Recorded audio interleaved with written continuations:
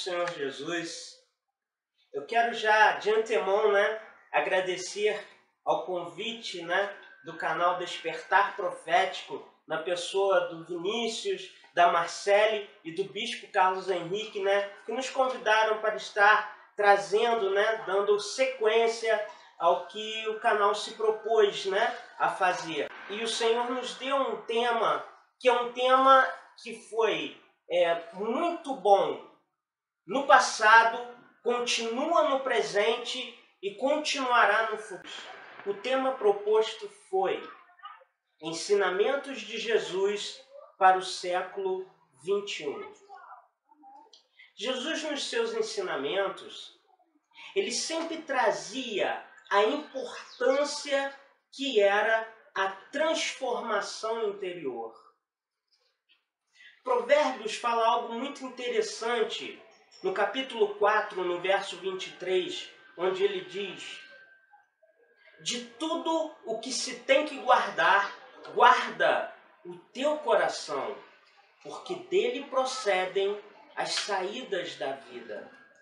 Sempre que nós olhamos a palavra coração na Bíblia, nós precisamos entender que essa palavra não quer dizer esse órgão de carne que bate, e distribui sangue para todo o nosso corpo.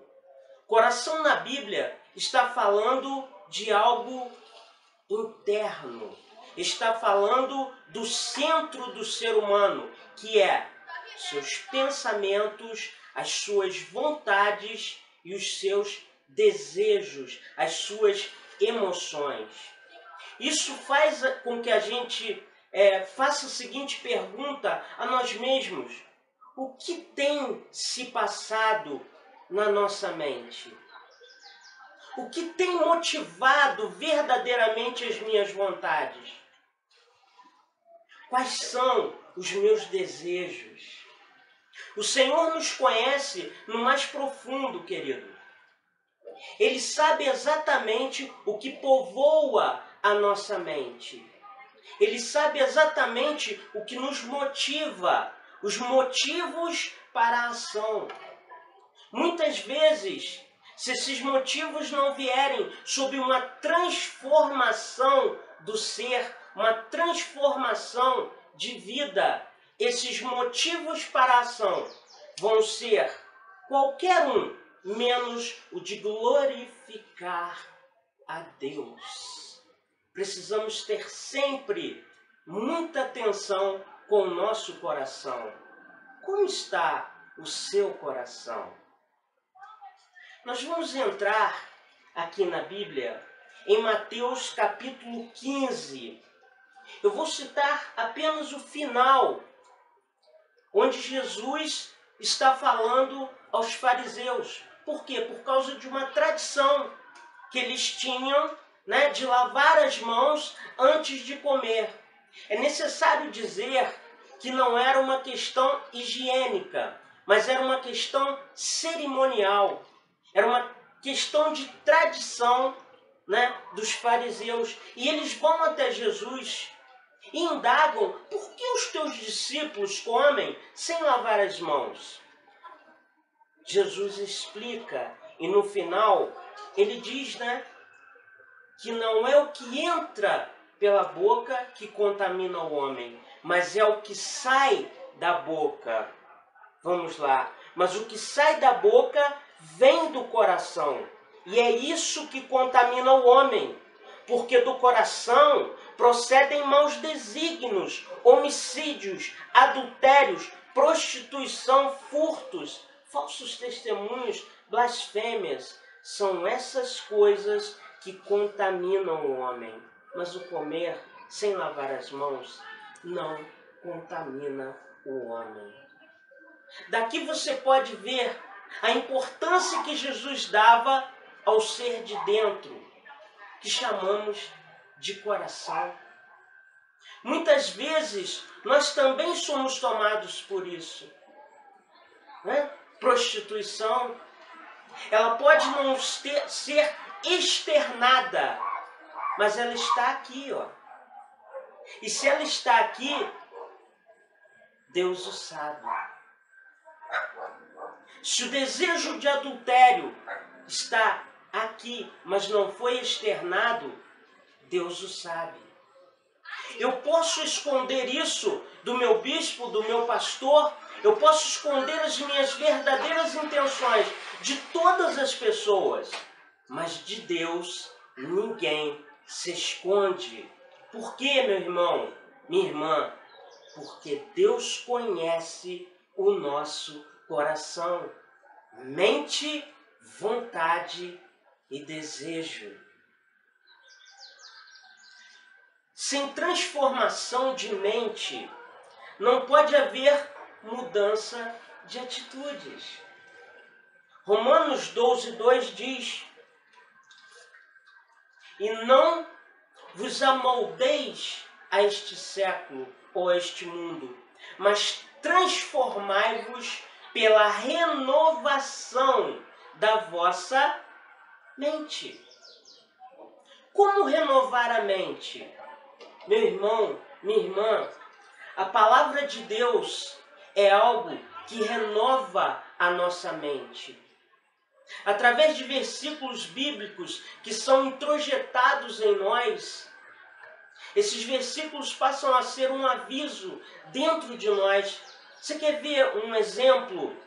Irai-vos, mas não pequeis. Muitas vezes nós somos levados a nos irar no trânsito ou com alguém que falou uma palavra dura. Mas naquele momento, o ser de dentro tem que falar mais alto. A palavra branda desvia o furor, mas a palavra dura suscita ira.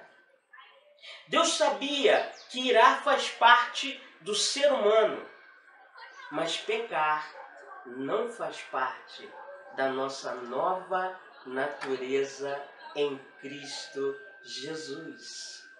Portanto, meu irmão, uma das maneiras eficazes de transformação de mente é a palavra de Deus. Porque a palavra de Deus é viva e eficaz, e mais penetrante do que qualquer espada de 2 gumes, e penetra até o ponto de dividir alma e espírito, juntas e medulas, e é apta para discernir os pensamentos e as motivações do coração. Daí você percebe o quanto é importante oração e palavra nessa sequência para uma transformação completa do ser.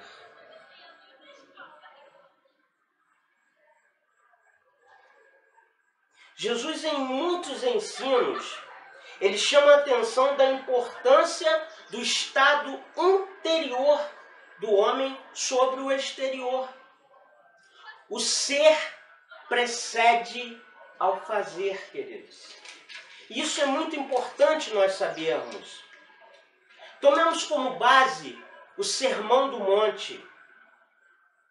Jesus aqui, no Sermão da Montanha, capítulos 5, 6 e 7 do livro de Mateus. Jesus começa chamando a atenção do ser humano para o ser interior.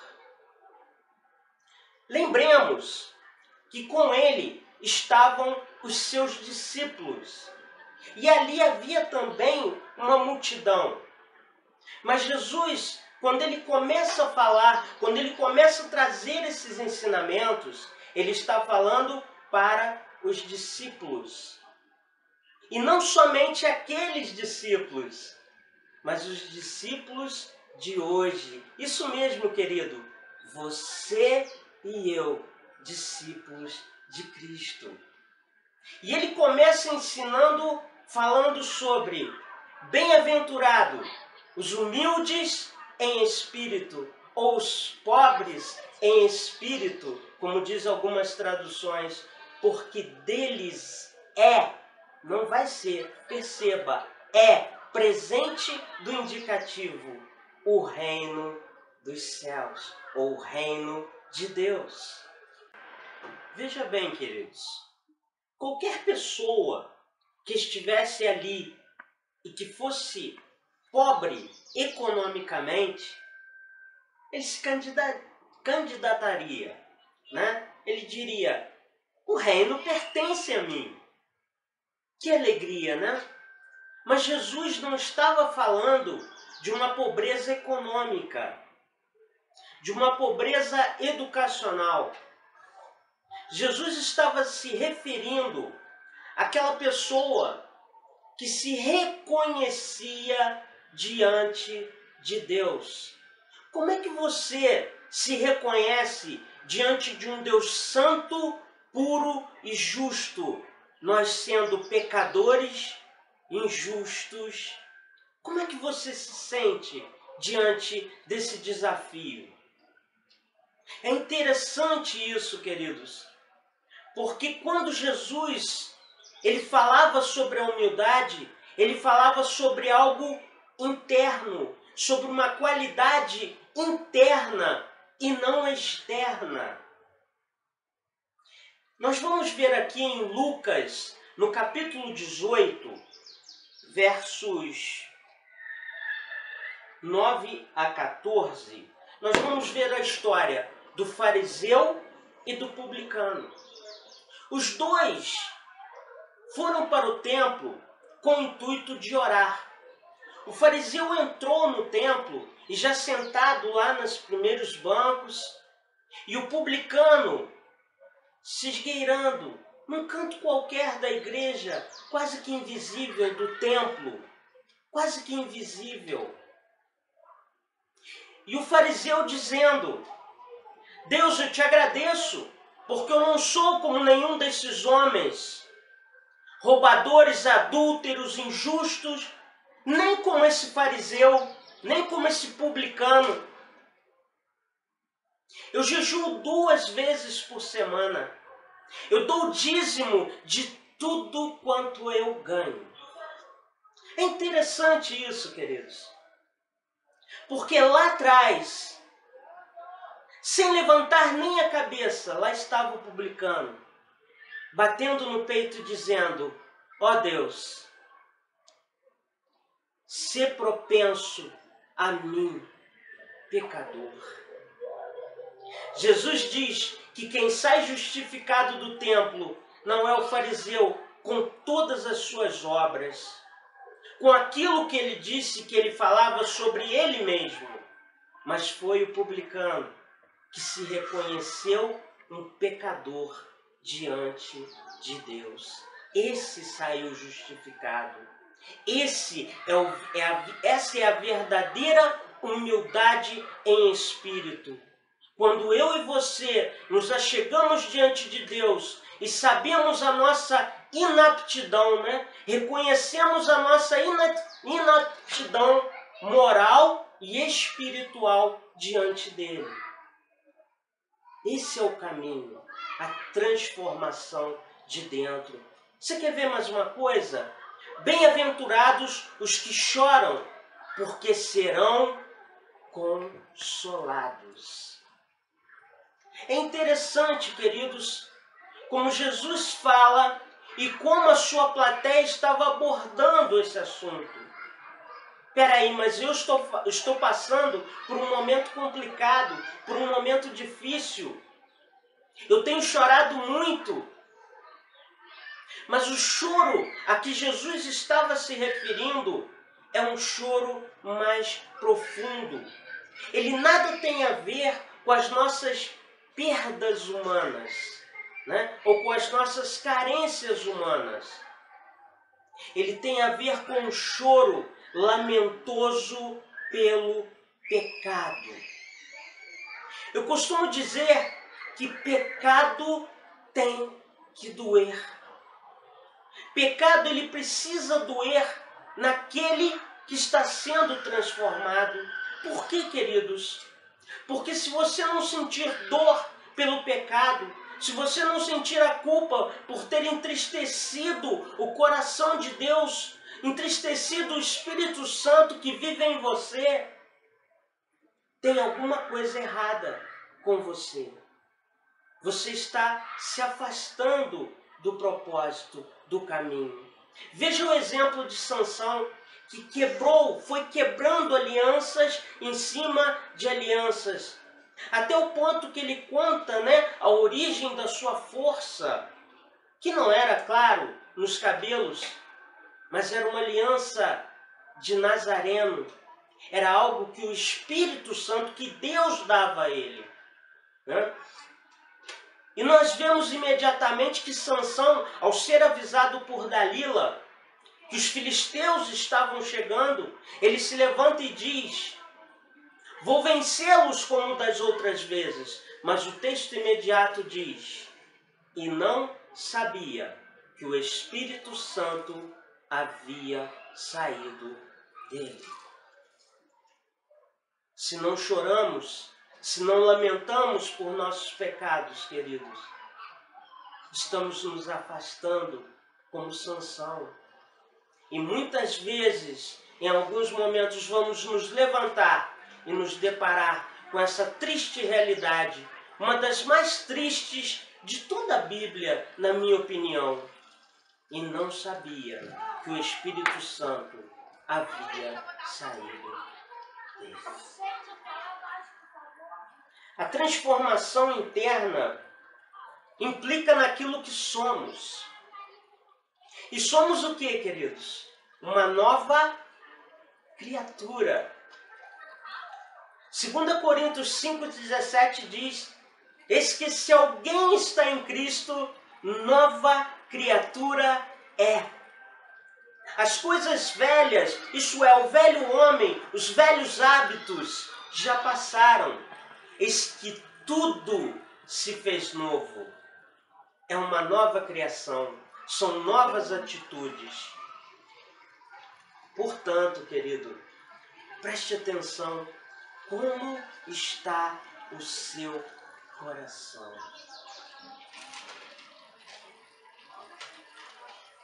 A partir disso, isso é, de todo o sermão, Jesus começa a falar daquilo que somos e daquilo que devemos fazer.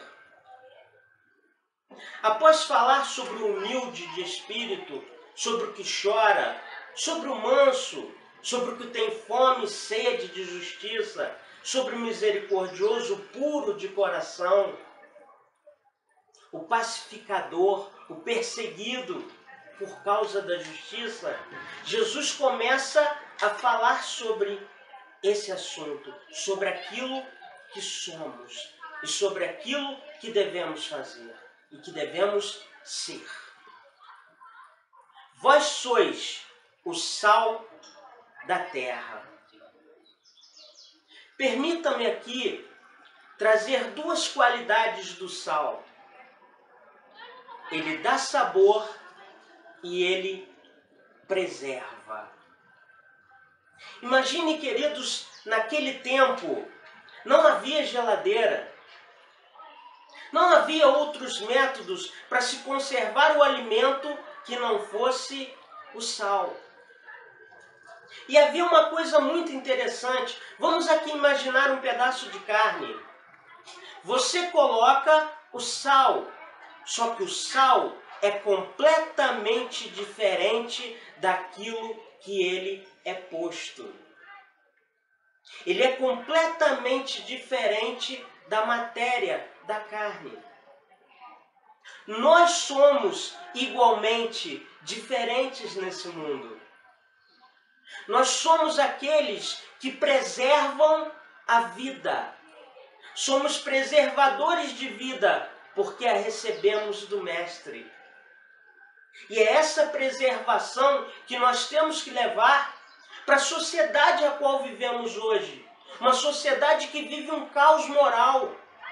Prostituição, adultério, estupros, coisas tão absurdas.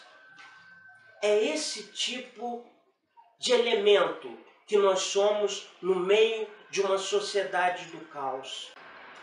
Jesus continua dizendo: vós sois a luz do mundo. Irmãos, qual é a finalidade da luz? é aclarar o ambiente, é trazer luz àquilo que estava em trevas. Essa é a nossa função hoje espiritual. Mas por que nós somos luz? João, capítulo 8, verso 12 diz: Eu sou, Jesus dizendo, eu sou a luz do mundo. Quem me segue não andará em trevas, mas terá a luz da vida. Nós só somos luz porque a luz vive em nós. A transformação de vida nos levou a sermos luz. Por quê? Porque a luz de Cristo brilha em nós e através de nós. Esse é o nosso papel nesse mundo. Ser luz. E ser luz em todo lugar que nós estejamos inseridos. No nosso trabalho, na nossa casa, com os nossos amigos, vizinhos, em todos os nossos ambientes, nós somos luz. O cristão, ele só funciona como luz por causa do relacionamento íntimo que ele tem com a fonte da sua luz, que é Cristo em nós. Ele é a nossa fonte de luz. O ser transformado antecede as atitudes e ações dos filhos de Deus. Efésios 5:8. Pois outrora eres trevas, porém agora sois luz no Senhor. Andai como filhos da luz. Percebeu a responsabilidade, queridos? Percebeu a responsabilidade de um coração puro, limpo diante de Deus? Como diz, como ele começa o sermão lá, ele fala em Mateus 5:8, que os puros de coração verão a Deus. Percebe a importância daquilo que Jesus queria passar, do ser interior. Os fariseus não perceberam essa importância. Basearam suas crenças e sua fé na lei, na obediência pura e simplesmente dos decretos. Mas esqueceram o fio espiritual. Não olharam para o ângulo espiritual da lei que é cumprido hoje em nós e não por nós. É interessante isso. Olhando para o seu coração, querido, como você se vê hoje diante de Deus? Entendendo que Ele conhece você mais do que qualquer outra pessoa conhece, porque Ele conhece o seu pensamento, as suas motivações e os seus desejos. Por isso, queridos, se preocupe com o ser de dentro, porque você só vai espelhar aquilo que você tem dentro de você. Quero deixar aqui o meu beijo no coração a todos os irmãos, um abraço a todos e fiquem na paz.